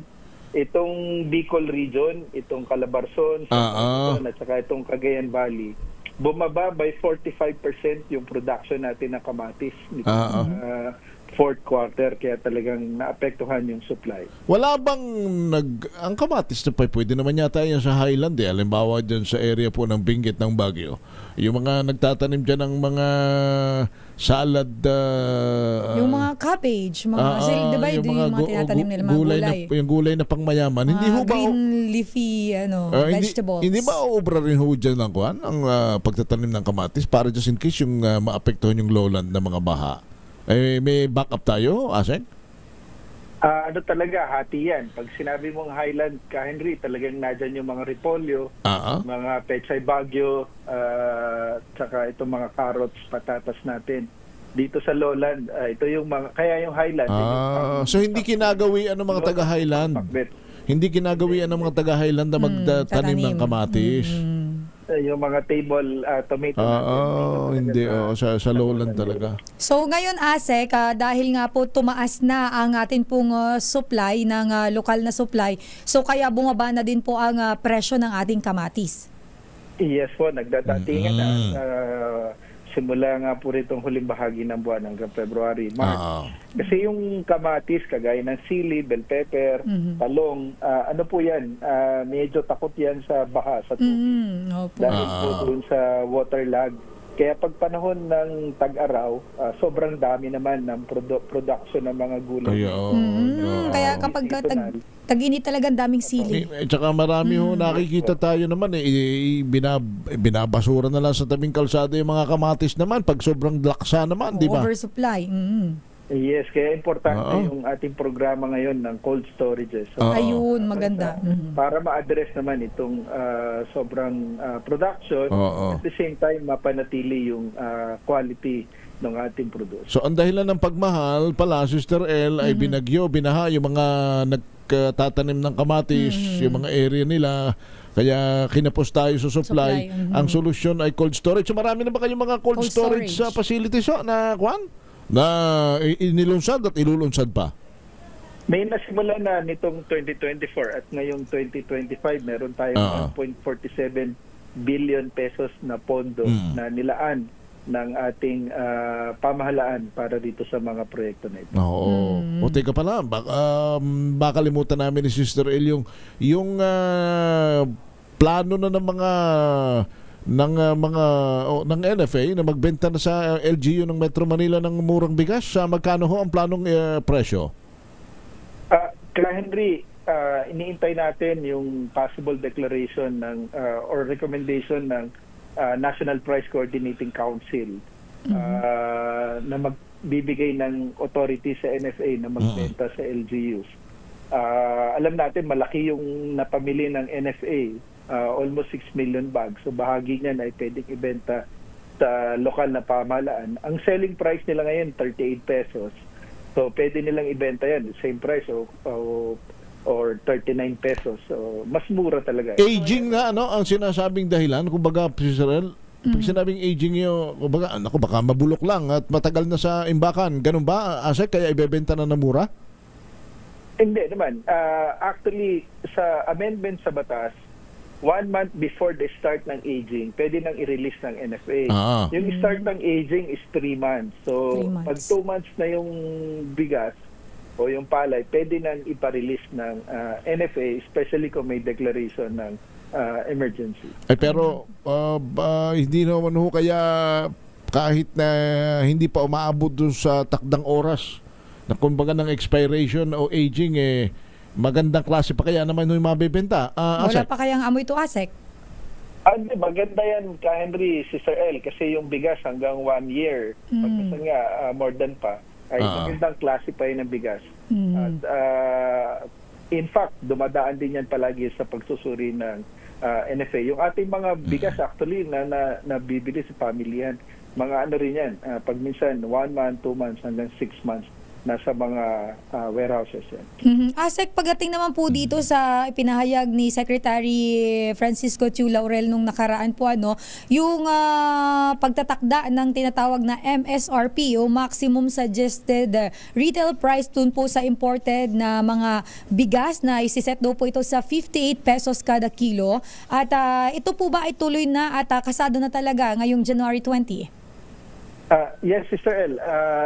Starting January 20, naayos lang yung mga guidelines natin. Mag-start yan. Again, para lang yan sa imported na bigas.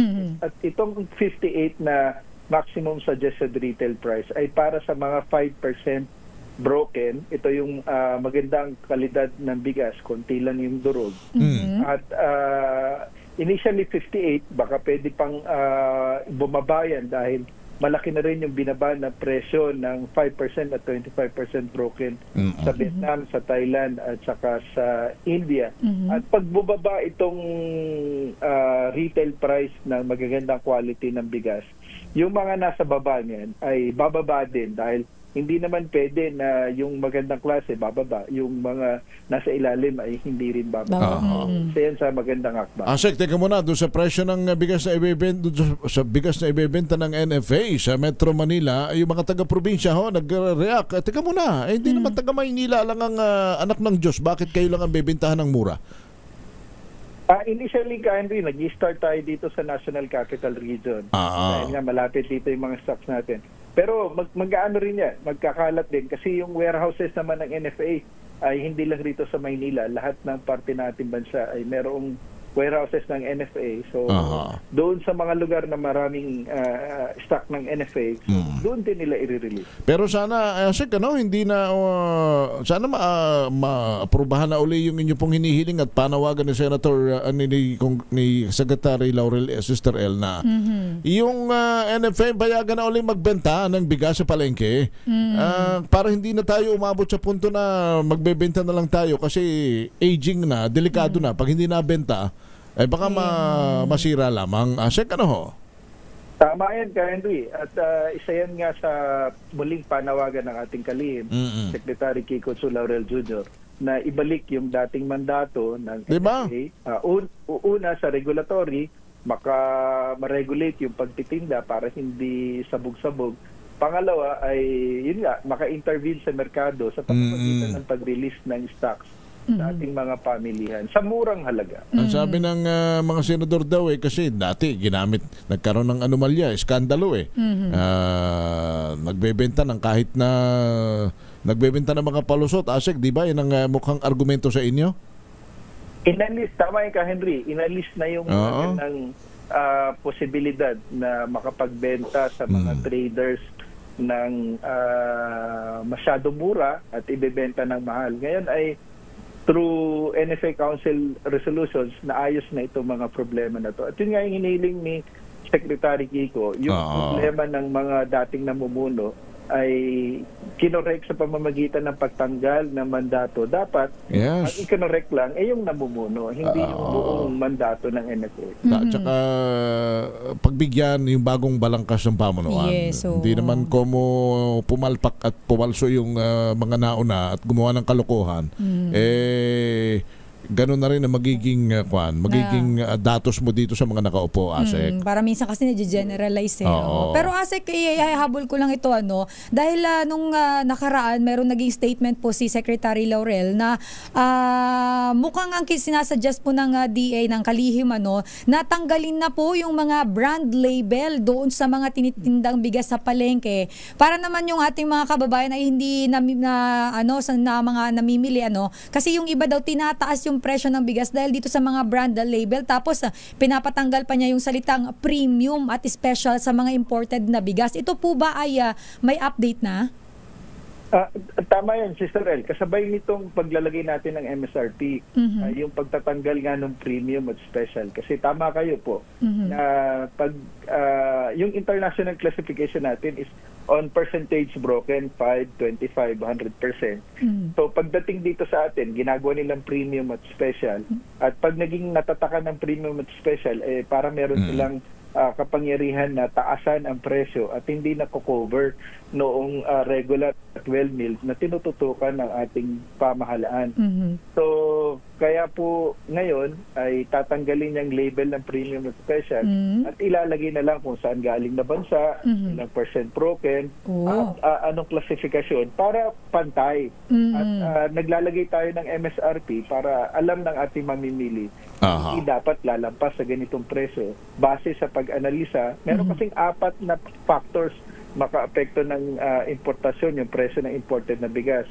Yung taripa, yung cost ng shipping, yung presyo sa international market, at saka po yung, I forgot the other one, yung dollar exchange rate. Ayun. Anyway, Asek, salamat na marami sa inyo for an update. Thank you so much, Asek. At maraming salamat kay Henry, Sister L. Si Colonel Dimesa, tagapagsalita po ng Department of Agriculture. Samantala, Kamara, babalansihin ang dagdag na benepisyo sa mga senior citizen ang hindi naapektuhan ang kita ng mga negosyo. RH number 12, Milky Rigunan Milky.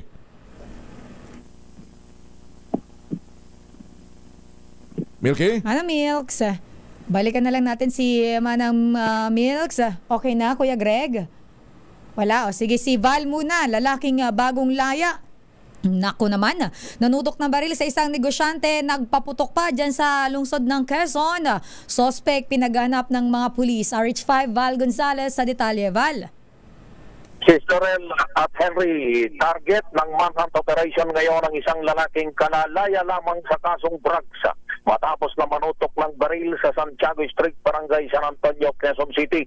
Sa report ng Masampung Police Station, kinilalang suspect sa pangalang Vladimir De Lasan Mendoza, palipat-lipat ng tirahan sa Quezon City. Patay sa reklamo ng isang negosyante, nakikipark lamang ang suspect sa harap ng kanyang pet shop, pero ito pang nagalit dahil nahaharangan daw ang kanyang motorsiklo. Sa kuha ng CCTV camera, makikitang nagwawala sa galit ang suspect na si Dilasan. Bumunod ito ng baril, itinutok sa businessman at saka itinutok sa itaas para takutin ang biktima. Agad namang nakapag-responde mga tao ng QCPD Station 2, pero nakatakas na si Dilasan at hindi na nagpapakita pa hanggang sa ngayon. Sa record ng QCPD, dati nang nakulong ang suspect dahil sa kasong pagtutulak ng illegal na droga. Ako si Val Gonzalez, DZRH, una sa Pilipinas, una sa Pilipinas. Thank you, Val. Kamara, babalansihin po yung dagdag na benepisyo sa mga senior citizen para hindi naapektuhan ang kita ng mga negosyo. Milky Rigunan, RH number 12. Milky?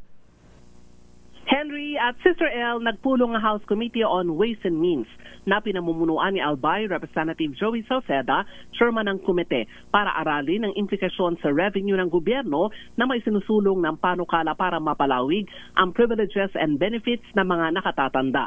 Ayon kay Salceda, gusto nilang ayusin ng Expanded Senior Citizens Act of 2010 dahil hindi nabibigyan ng diskwento ang mga online transactions.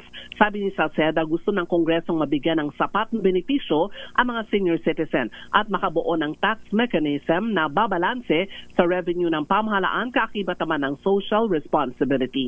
Sa panig ni Senior Citizens Party List Representative Rodolfo Ordanes, kapag naibigay ang tamang benepisyo sa mga senior citizen, pagpapakita ito ng malasakit ng pamahalaan sa ating mga nakatatanda. Nilinaw naman ni Bulacan Representative Kaador Plato, dapat balansehin ang benepisyo ng mga senior citizen nang hindi naman magiging sanhi ng pagkakulugi ng mga nagnenegosyo. Una rito, inaprubahan ng komite ni Salceda ang rekomendasyon ng business sector na bigyan ng tax deductions sa halip na tax credit ang mga negosyo na nagbibigay lamang ng diskwento para maiwasan daw ang umano'y pagkalugi. Ako si Milky Rigunan, nagulat para sa DZRH, una sa Pilipinas, una sa Pilipino. Thank you, Milky. Si Giselle. Samantala, ang OWA naman, tiniyak na maiuwi na ang labi ng overseas Filipino worker na namatay sa Kuwait matapos na maling bangkay ang dumating sa pamilya dito sa Pilipinas. Ang detalye balita mo, RH15, Giselle Ricafort. Giselle? Si Sir El siniguro ng Overseas Workers Welfare Administration na gagawin ng gobyerno ang lahat upang maiuwi ang bangkay ng Pilipinang namatay sa Kuwait. Bumisita ang administrador ng OWA na si Arnel Ignacio sa pamilya ng Overseas Filipino worker na si Jenny Alvarado sa Rizal upang personal na makiramay at tiyakin na magbibigay sila ng mga karampatang tulong. Ayon sa samahan ng mga domestic helpers sa gitnang silangan, isang bangkay na pinaniniwalaan na mula Nepal ang dumating sa Pilipinas sa halip ng mga labi ng Pinay. Nanawagan ng grupo sa mga kinauukulang ahensya ng gobyerno na imbestigahan ang pagkasawi ng Pilipina kasama ang ilan pang mga manggagawang dayuhan. Kinumpirma ng OWA na namatay ang OFW dahil sa cold suffocation matapos malason sa usok mula sa heating system sa kanyang pinagtatrabahuhan noong Enero 2. Ito si Giselle Ricafort para sa DZRH, una sa Pilipinas, una sa Pilipino. Thank you, Giselle. Maganda itong isang panukala pa rin ho ni Senator Bongo na, Sister El, yun hong mga hindi lang maibayad sa late registration, 4 na milyon pa lang Pilipino itong hindi nakakapagparehistro. Marami-rami ito. Oo, 4 million na mga Pilipino ay hindi makapagpa-late registration dahil wala raw hong maibayad. Kinakailangan makailibre na ito, kaya may panukala po si Senator Bongo sa Senado na ilibre na, wag nang singilan ng kung ano mga dapat bayaran at sikasuhin, yung mga 4 million na late registrant, ano ho. Kung pasok po sila doon sa mga tinatawag na indigent. Isipin ninyo ito, 4 na milyon po itong hindi makapagparehistro ito. Pagkaganyan, di siyempre kailangan sa trabaho ang birth certificate, kailangan sa pag-abroad, kung papalari makapag-abroad, pagboto, pagrehistro, kailangan. Sabi ni Senator, ang kawalan ng rehistro ay hindi lamang kawalan ng pangalan sa papel, ito rin ay kawalan ng pagkakakilanlan at karapatang ma-access sa mga serbisyo ng gobyerno. Tama naman po ito. Sana makausap natin si Senator Bong.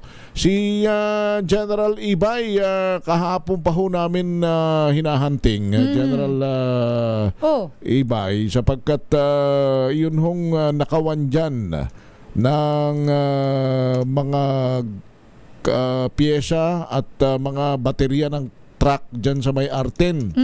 Na dito yan sa Maynila. Kalat na ho sa social media. Meron pang isang SUV na bigla na lamang hinaklit ang bag nung dalawang mama. Doon ba yan? Yung trending na video? I-confirm nga natin kung doon. Ang sinasabi nga sa may Arten yan dyan daw sa lugar na yan. Kanya nga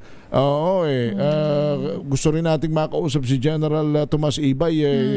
Hindi pa natin matawagan ng Manila Police District dahil i-confirm natin yung mga ganitong report at kung ang PNP ba ay may iniimbestigahan na sa mga ganitong insidente na nababalita dyan sa may R10. Diyan po yan sa lungsod ng Manila. Isipin mo kahit maliwanag na maliwanag ang sikat ng araw na maraming nakakakita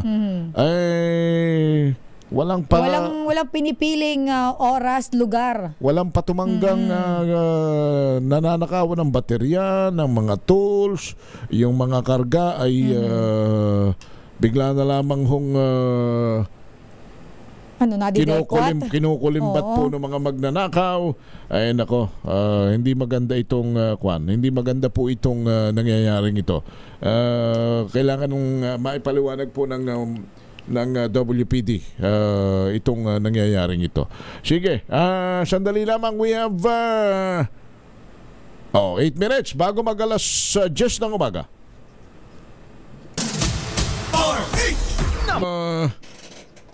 Mayroon daw malapit na presinto ng pulis doon sa may Arten pala. Ano bang talagang bakit walang takot itong mga tinamaan ng kulog na mga magnanakaw na ito? Naku, Sister El, wag naman sana. At ayaw ko mangyari na biglang ang makakita ng ganitong klase ng krimen ay isang motorista na pulis na kahit hindi niya jurisdiction yon ay maaaring umaksyon siya doon sa makikita niyang gano'n. In flagrante delicto yata ang tawag doon. Tama ba mga abogado? Yung caught in the act na tinatawag. Yes, oo. Yung nahuli mo na talagang sa harap mo. Harap-harapan. May krimeng nagaganap. Saka bilang pulis kasi kahit naman hindi nila jurisdiction bilang alagad ng batas, talagang action at action yan. Hindi, tsaka baka mamaya baka mamaya ang manakawan nitong mga ito may dalang baril. Yun yung mahirap, mauwi pa sa karasan. Bubulag. Hindi mo naman masisisi kung halimbawa bang ikaw halimbawa may sasakyan tapos nakalimutan mong ilak ang pinto.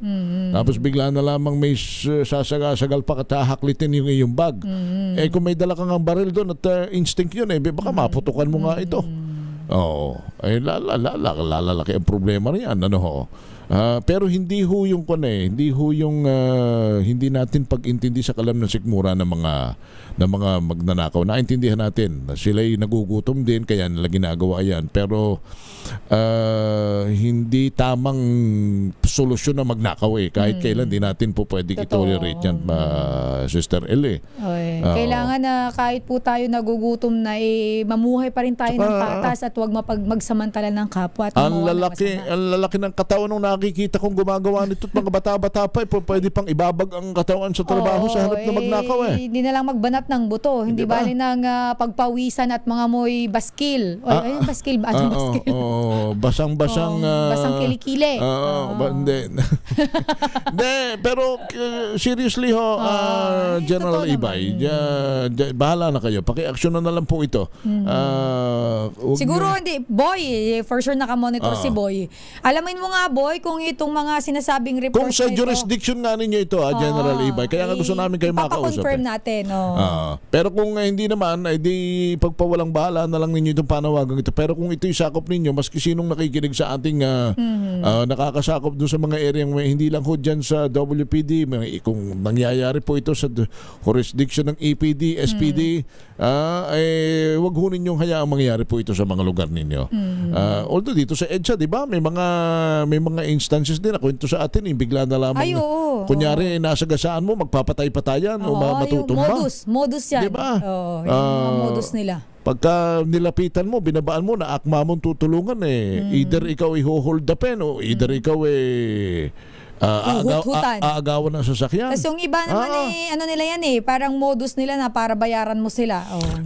At saka may mga kwento pang nangyayari daw ito sapagkat ang dami na naman, talamak na naman ang illegal na droga, yung mga walang maipang-adik, walang maibili ng shabu. Ipang-bibisyong araw yan ang iba walang maipambili ng shabu, nagnanakaw na naman para lamang makapag-tinamaan ng kunat na yan.